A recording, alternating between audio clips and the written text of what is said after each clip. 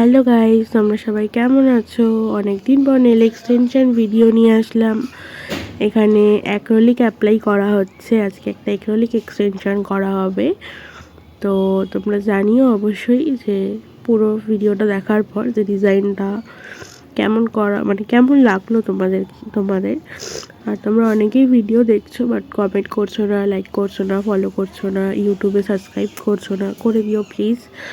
আর এখানে ড্রিল চালানো হচ্ছে, মানে ড্রিল করা হচ্ছে নেলসের মানে পাউডারটার সাথে মেশানোর জন্যে। এরপরে ব্যানানা বাফার দিয়ে বাফ করা হবে। তারপরে এবার ব্যানানা বাফার দিয়ে প্রায় বাফ করা কমপ্লিট হয়েই গেছে। এরপরে সফট বাফার দিয়ে বাফিং করা হচ্ছে। এটা নেল পলিশ পরানোর আগে করা হয়। এরপরে বেস কোট অ্যাপ্লাই হবে, দেখতেই পাচ্ছ একদম নিউড কালারের বেস কোট।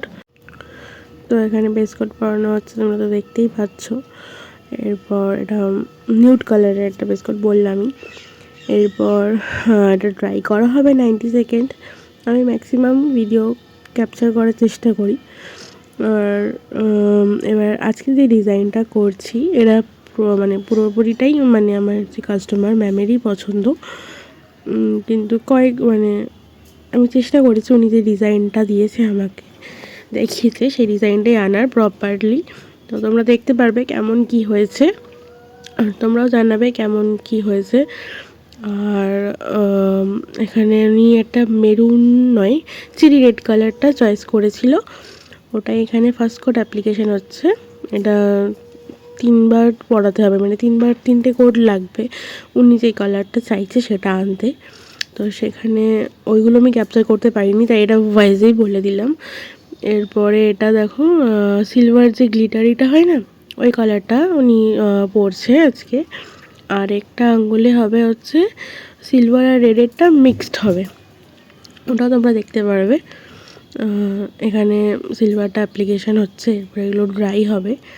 এরপরে দেখো এটা মিক্সড হবে। এবার তোমাদের বলছিলাম যে ওই রেডটা 2বার বা 3বার কোট দেওয়ার পরে আসবে, তো এই কালারটা উনি চাইছিল।